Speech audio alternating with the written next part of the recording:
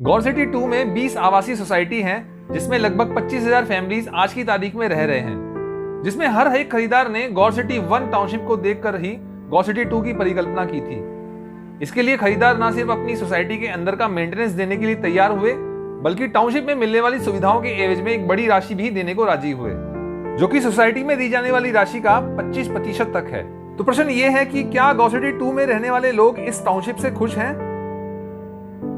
ये टाउनशिप नहीं है, ये ग्रुप हाउसिंग है। टाउनशिप के नाम पे पूरा मजाक है और इसमें अथॉरिटी और बिल्डर सबका मिली भगत है। कहीं ना कहीं एक इनसिक्योरिटी फील होती है। गौर सिटी 2 का अपना कोई पार्क है ही नहीं, हर तरफ सीमेंट के जंगल हैं। बच्चे बूढ़े सभी घुटन महसूस करते हैं, जिससे उनकी सेहत पर प्रतिकूल प्रभाव पड़ रहा है।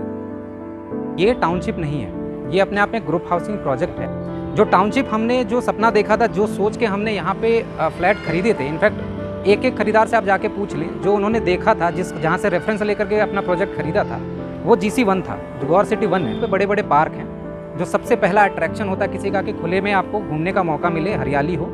GC2 में आपको सिर्फ सीमेंट दिखेगा और कुछ नहीं दिखेगा। तो जो हमारा सोसाइटी का मेंटेनेंस होता है, कुल मिलाकर के उसका एक हिस्सा हम TMC, जिसको आप टाउनशिप बोल रहे हो, उसके मेंटेनेंस के लिए हम पे कर। उस 25% में क्या क्या चीज़ आता है? मेनली रोड है, जो सीवर है, नाले हैं, मार्केट है, जो मेंटेनेंस है इनकी सिक्योरिटी, CCTVs लगे हैं, गार्ड्स लगे हैं, ये सारा कुछ इसके अंदर आता है। आप चल करके देखिए, आपने पूछा समस्या क्या है, मैं क्या बताऊंगा, आप कभी चल करके एक बार स्टार्ट टू एंड रोड, छोटा सा ही रोड है, बहुत ज़्यादा नहीं है, किसी भी एक स्टार्ट गेट से एंड गेट तक आप जाइए, आपको रोड दिख जाए तो आप बताइए।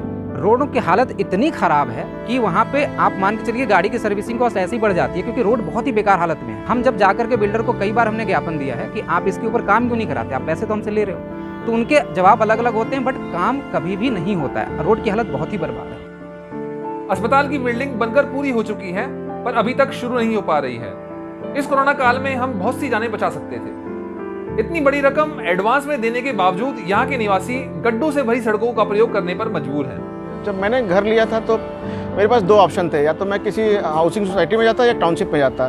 लोगों ने कहा टाउनशिप ज़्यादा प्लान होती है, आपको बहुत अच्छी फैसिलिटी मिलेंगी। जब गौर के लोगों ने मुझे बोला कि भाई आपको गेटेड कम्युनिटी मिलेगी, ना सोसाइटी गेटेड होगी, साथ के साथ आपकी पूरी टाउनशिप गेटेड होगी, गार्ड होगा, बढ़िया रोड होगा, सीवर लाइन होगा, ग्रीन बिल्डिंग, आप जिस कॉन्सेप्ट को बोलते हो वो पूरा ग्रीन बिल्डिंग होगा। जब मैं यहाँ आया 4 साल हो गए और टाउनशिप के नाम पे मैं एक बड़ा अच्छा अमाउंट में, चूँकि AOA में हूँ, ट्रेजरर हूँ, करीब साल के 40 लाख रुपये गौर को हम देते हैं, और हमें मिलता क्या है? टूटी हुई सड़कें हैं, सीवर लाइन जो आधी कनेक्टेड है। 16th एवेन्यू के सामने पूजा स्थल और प्रस्तावित चौकी का निर्माण अभी तक नहीं हुआ है।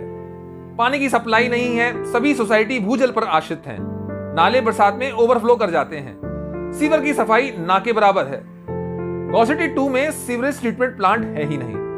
मुझे यहाँ पे रहते रहते 3 साल हो गया है और मैं प्राइवेट ऑर्गेनाइजेशन में वर्किंग हूँ और मेरा बेटा यहीं डे केयर में जाता है नियरेस्ट सोसाइटी में। तो जो सबसे ज़्यादा मुझे प्रॉब्लम होती है जब मैं बेटे को लेने जाती हूँ इवनिंग में, तो यहाँ पे कोई भी कैमरा नहीं है। तो कहीं ना कहीं एक इनसिक्योरिटी फील होती है बच्चे को लाते हुए। वुमेन सिक्योरिटी की प्रॉब्लम होती है, क्योंकि सर यहाँ पे कोई गार्ड नहीं है, जो भी गार्ड्स हैं वो सिर्फ सोसाइटी के अंदर के गार्ड्स हैं। बट रोड में यदि आप देखेंगे, इस एरिया में कोई भी एक्सटर्नल गार्ड नहीं है। यहाँ पे स्ट्रीट लाइट नहीं है, तो जब हम डे केयर से लाते छोड़ते हैं बच्चों को, बहुत अंधेरा रहता है। Besides there are many street dogs जो एक्चुअली पीछे दौड़ते हैं, तो उनका भी कुछ प्रॉब्लम सॉल्व होना चाहिए। कम्युनिटी सेंटर का काम रुका हुआ है, कब होगा कुछ पता नहीं। शॉपिंग कॉम्प्लेक्स बदतर हालत में है।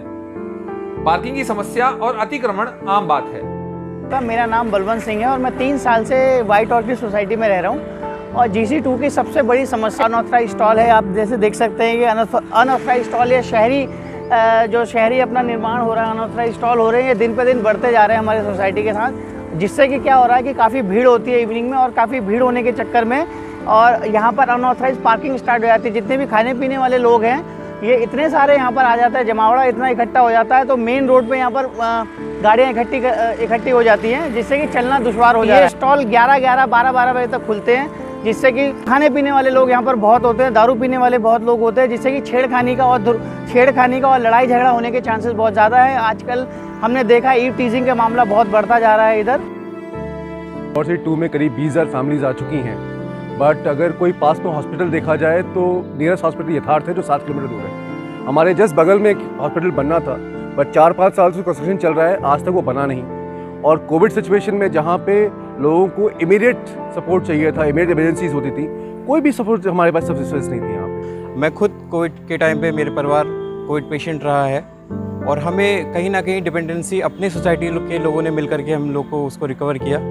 लेकिन जहाँ तक कि स्वास्थ्य सेवाओं की बात है, हॉस्पिटल नहीं है हमारे पास में, कोई इमरजेंसी होने पर हमें सुविधाएं नहीं मिल सकती।